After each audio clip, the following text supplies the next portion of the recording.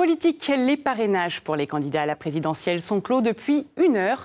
Parmi les candidats assurés d'avoir les 500 parrainages nécessaires, il y a François Asselineau de l'Union populaire républicaine qui revendique 18 000 adhérents en France.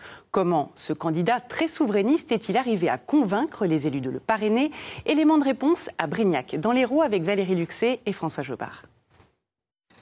Voici Brignac, 950 habitants. Dans ce monde rural qui a longtemps bénéficié des subsides de l'Union, la réglementation européenne est désormais un frein au développement. Alors, le maire a décidé de parrainer le très souverainiste François Asselineau.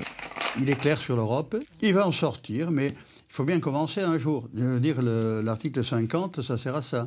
Et quand les autres vous disent « Ah ben oui, mais on va modifier », c'est pas possible. Il faut l'unanimité. Ils vont la chercher où? Ils l'auront jamais. Donc, vous voyez, tout le monde ment à tout le monde. C'est insupportable. Sortie de l'Europe, de l'euro, de l'OTAN, anti-américanisme, le programme du candidat de l'UPR, l'Union populaire républicaine, a pourtant été relégué au second plan par les démarcheurs comme Laurence Bento. C'est plutôt une relation qui se tisse au fur et à mesure des contacts. C'est des relations qui commencent très tôt.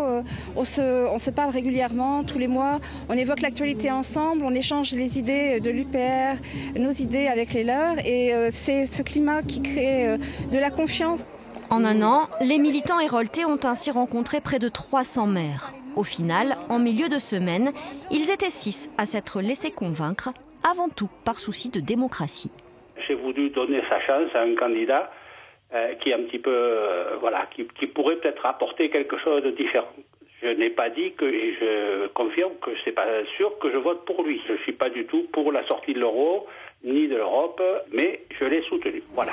Un paradoxe qui ne trouble pas l'UPR. En fait, on dit parrainage, mais ce n'est pas un parrainage. Ça ne veut pas dire que le maire ou l'élu qui décide de nous soutenir est d'accord avec nos idées. L'idée même qui a été développée des parrainages, c'est que c'est pour pouvoir faire vivre la démocratie à travers le pluralisme des idées. Contrat rempli, François Asselineau a dépassé les 500 parrainages. Il lui faut maintenant séduire les électeurs.